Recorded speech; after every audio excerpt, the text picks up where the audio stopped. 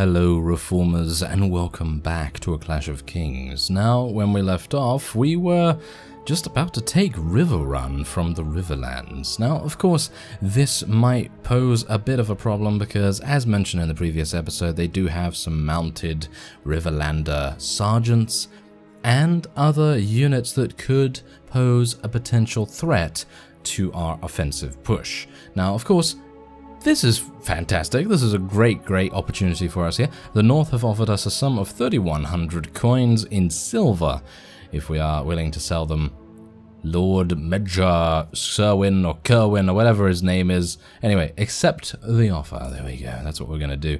Oh my. Okay, we seem to be getting all the events here at the moment. The seasons pass and the time or the day has come again. It's the Maiden's Day. On this day, maidens of noble houses are required to go to the sept to light tall white candles at the maiden's feet and hang parchment garlands about her neck. Mothers, whores, and widows are barred from the sept along with men. Those maidens who enter the sept sing songs of innocence and spend the following feast throwing flour at the young unmarried men. You decide to donate, I guess. Yep, there we go. Okay, that seems pretty... That seems pretty decent. And Gregor himself has been taken prisoner by the North. We're not very happy about that because, well, we have a task for him. You know, we need to actually do a task for him. But obviously I currently don't have anyone that fits the bill, so to speak. So it seems like we're going to have to delay that a little bit until I can actually succeed in that endeavor, but I think we're okay so far. I think we're fine. Now, here's the thing. I have 17 archers. However, I don't think that they are going to be too useful. I don't think I'm going to have to tell every single one of my infantry to stand back, because if I do that, it's going to mean that we're just going to have way too many difficulties. You know, we're just going to stand there getting absolutely murdered by the enemy's ranged units, so it's probably best that I just do this the old-fashioned way and just go up here myself, try and deal as much damage as I can to the enemy. Look at that, a headshot, and he doesn't die from the best, well, I would say it's probably one of the best, if not the best, crossbow in the game. Like, well, what's going on with that? I don't even know, but it's kind of cool that there are multiple ladders here for us to cross over the moat. But then we're just like, screw it. We're not gonna need multiple ladders for the walls. Yeah, we kind of do. Yeah, we kind of do. Anyway, doesn't really matter because I think we're fine. You know, we're doing okay. There are bound to be a couple of casualties from the initial push. That is always how it is. So let's just be a little bit cautious here. I'm going to try and get a headshot on this guy if I can. Yes, I'm just hitting his body. This is not very good at all, if I do say so myself. There we go. Nice headshot. Thank you. Thank you, Elias. You've finally done yourself justice. Well, he's actually got a couple of headshots beforehand, so I suppose it's not all bad, but yeah, it would be good if he could... Yeah, there we go. Finish that guy off. Thank you very much. Okay, so this is going okay. I think we're actually doing all right. Now, the one thing that obviously I want to do is try and prevent as many casualties on our side as possible, but as you can see, the main problem with the enemy is that they are just really powerful against heavy armor, and for those of us that actually do have heavy armor, I don't, but for those of us that do, for example, our vanguards, I think our vanguards have some pretty decent armor, they're going to be really weak against basically everyone up there, so that's not particularly good. However, on the big positive is that the Riverlands units, they literally, with the exception of the crossbowmen, cannot deal fatal damage. And you know what I mean by that, right? Well, I mentioned it in a previous episode, so if you missed that episode, I talked about how the Riverlands units only equip themselves with blunt weapons. And I haven't seen any of the melee units actually injure fatally one of our units. So that is pretty impressive if I say so myself, because that means that we will never suffer any casualties whatsoever, with the exception, as I stated, of from the crossbowmen. So to me, That is really cool. That is really cool. Obviously not so good for them, but it's pretty good for us because that means that we can basically go in here, lose literally minor amounts of units. I mean, yeah, look, we've lost 45, but if you think about it, only 2 of them have been claimed by the Grim Reaper himself. And to me, that is an absolutely amazing ratio. So for those of you that are just attempting to maybe, start besieging things and, maybe creating your own faction or looking around for somewhere to siege, then I'd recommend the Riverlands if you are worried about taking casualties, because as it stands right now, I was pretty worried about doing this, but once I heard that these guys only use blunt weapons, it's so much better. It is really, really good. And saying that, I'm actually not particularly happy about it, to be honest, because we're going to have to retreat here, unfortunately. I mean, we just have to. There's nothing for me to do about it, but we are basically going to be losing this. But as you can see, we've killed 55 out of their 150 or so units, and that's great, because that means that they have, I think, probably about 100 left, if I was correct with my initial sums, I guess you could say. But let's actually just abandon the siege real quick. Yeah, there you go. They only have 94 remaining, and on top of that, only 6 of them are crossbowmen. Isn't that fantastic? I am really surprised about this. So let's see if we can actually pull this off. So what I'm going to do... Yeah. Alright, so he has Stone Hedge Knights. I'm going to assume that they're really powerful, so I'm going to get out the way. Get out the way, y'all. Yeah, I'm going to try and get out the way and then rest up, and hopefully he's not going to be around here. Yeah, he's going off in that direction. Oh, no, he's going back there. Okay, so... Yeah. I'm not particularly happy about that, to be honest. Now, I guess that... Oh! Never mind. Seems like he was taken prisoner. Well, I'm pleased about that. However, the one problem, and indeed the biggest problem that I think we're going to be facing here, is probably from our own colleagues, our own vassals. They are most likely thinking of taking... Yep, there you go, there they are. Okay, yeah, they're most likely thinking of besieging RIVERRUN. Okay, never mind. Okay, so let's see. Give it some line? No, I think yank back is probably the thing to do. Anyway, yes, as I was saying, they are around here somewhere. The Westerlands vassals are around here somewhere because they were able to take the fellow that wanted to pursue us prisoner, which is fantastic, because that then means that he's obviously not going to bother us anymore. But on the other hand, they probably smell blood in the water, if you know what I mean. They can taste it, and by that I mean RIVERRUN is quite a bit weaker than it was beforehand. So anyway, we're going to yank back on this. Ah, the line broke, of course. Okay, so yeah, now... yes, how fantastic. Rents from Acorn Hall. Really? Only 466 for a castle? What's going on with that? I think that's a bit much, isn't it? It should at least give you about 1,000. I mean, I'm not wanting too much, but it should, in my opinion, it should give you about 1,000, and villages should give you maybe 200 to 300, maybe if they're extremely rich, 400 to 500. But as you can see, Acorn Hall, 466. Wow, I'm very surprised, very, very surprised. Okay, so the Riverlands is now offering us a sum of 2,700 for Jason, and I'm going to be accepting that. Thank you very much. Definitely need the monies. And I guess we can just go straight back in here, and that should be fine, because hopefully we will have rested up and we have a significant... Yeah, there we go. There we go. A significant amount of people back on the battlefield. That's fantastic. Going to tell my archers to stand in the same position, because they seem to be pretty effective back there. Now, what I'm going to try and do myself is I'm going to try and focus down. I'm going to try and target those enemy crossbowmen, because they are the only ones that can actually deal fatal damage. So let's see if I can find them. Ah, there's one. Hello there.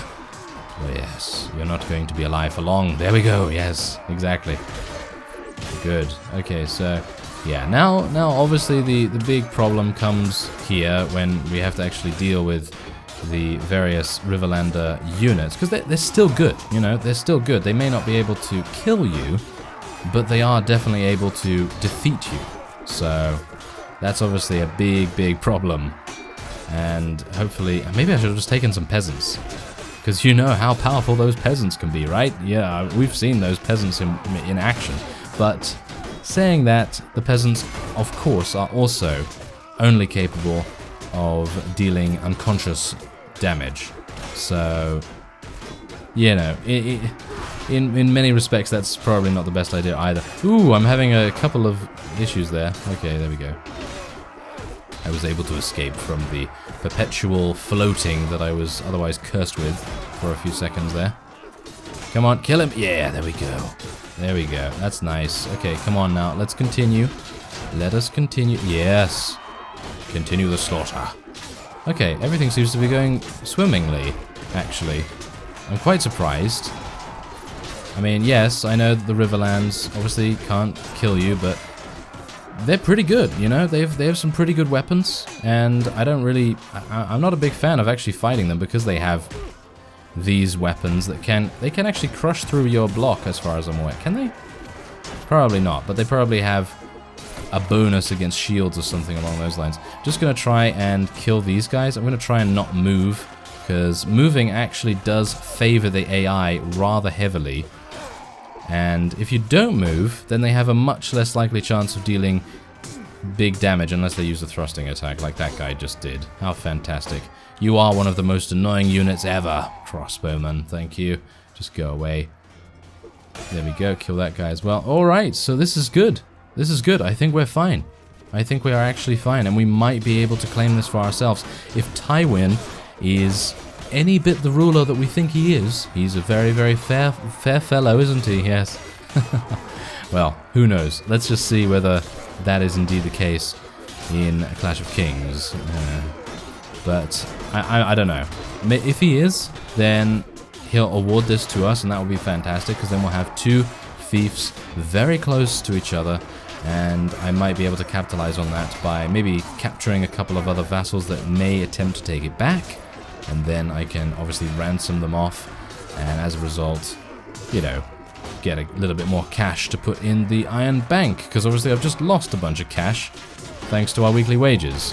So we're really, really up against it right here. We're really very, very close to bankruptcy almost all the time. Even though, you know, we do have a pretty considerable sum in the Iron Bank. We have about 12,000, which is not bad, you know. It's not great, obviously, but it's not bad. So let's just see if I can shoot that guy. There we go. Yeah, so I'm going to obviously try my very best to get a really, really nice nest egg going, but obviously, basically the only thing I need to do is prevent myself from going bankrupt.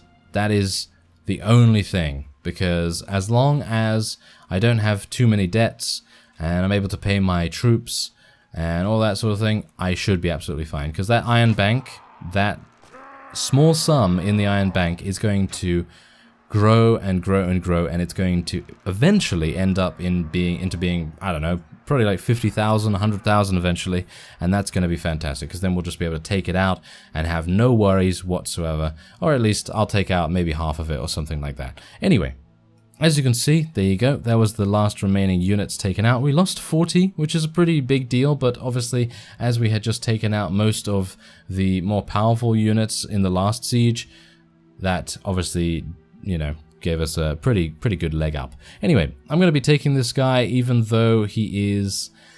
he technically has a good personality in this game at the moment. As you can see, this text basically tells you whether the Lord has a good personality or not, and this guy does. However, I will be unable to allow him to go free, because I need the money much more than anything. So, probably going to go for that. There we go. Alright, so outlaw man-at-arms and some peasants. Oh yes, the peasants. They are the most powerful people ever, aren't they? Ooh, this is actually, is it? It depends. Do I want head armor? I suppose I do want head armor. So I guess I'm going to be taking that. Thank you very much. And is there anything else for me to take here? Well, I'm actually just using that shield right now, so it's not really necessary. Okay, so I'm going to be requesting that RIVERRUN be awarded to me. And we're going to see whether he decides to look upon us favorably. It's highly unlikely that he's going to do that because we've just gotten a fief. And you know how the AI tends to be in Warband, you know, oh, you've just gotten a fief? Oh, too bad. You know, it's that kind of thing. He'll probably just be like, oh, yeah, you just got one? Oh, well, too bad, sucker. You know, probably something like that. Oh, well, never mind. Okay, she still can't wear a helm. I am really sad about that. Okay, maybe I can... Wait a minute. Oh, that's actually better than what she has. That's fine. There we go. What about gloves? I wanted to give her a weapon, but unfortunately she can't use one. She can use my arming sword, but I currently don't have anything to replace it with, so I'd much rather just leave it where it is. I'm going to give Gurnia some more athletic skill so they can actually run towards the enemies a little bit quicker. Because, of course, he is our two-handed user. Wait a minute. Did I just do that? Yeah, I did it wrong again, didn't I? Yep, I did. Okay, so when you don't play for a certain period of time, because of sickness or whatever the case may be, in my case it was sickness, but when you don't play for a certain period of time, you somehow lose the thread as to what you were attempting to do beforehand. And it's basically like... You know those times when you either get bored of... yes, I'm bankrupt right now. Yes, you either get bored of a game or you just feel like taking a break from it for a bit. This can happen with Dark Souls quite a lot. So, let's just say that you take a break from Dark Souls and then you come back to it a month later or something along those lines. And you have no idea what you were doing because you load up the save and you're just like, oh... What was I doing again? Yeah, that's the kind of thing that I'm talking about, because I did initially have the plan to take Gurnia to 20 strength so that he could wear that plate armor that we have in our inventory. So, my bad. My bad. Oh, hello. This is pretty cool. We apparently have triggered some sort of event. The forces of the Westerlands have taken the castle of RIVERRUN. The conquest of the castle has caused disunity amongst the River Lords, with the Freys of the Crossing having renounced their allegiance to Robb Stark, turning their cloaks and joining Tywin Lannister. Ooh, fantastic. Okay, so we now have the Freys joining the Westerlands. Well, that's pretty cool. If I do say so myself, does that mean that I have made some pretty good inroads then? Have we taken some fiefs away from them, or no? No, it doesn't seem like it. Barrowton and the Crossing have been taken by the Iron Islands. Wow, they seem to be cannibalizing the North quite nicely there. And how are we doing? Well, the Westerlands aren't actually doing that badly. We seem to be fighting back relatively well, actually, right now. So, not bad. Not bad. All right, so, and we've just acquired a bunch more vassals, so that's going to help us out in the long run too. Okay, I'm very pleased with that. Alright, so I am apparently going to need to sell very soon, and hopefully they're going to... Are you serious? You're really coming... You're really coming in here? Alright, well, I'll tell you what, we're going to do this in the next episode. I thank you very much for watching, and I will see you next time.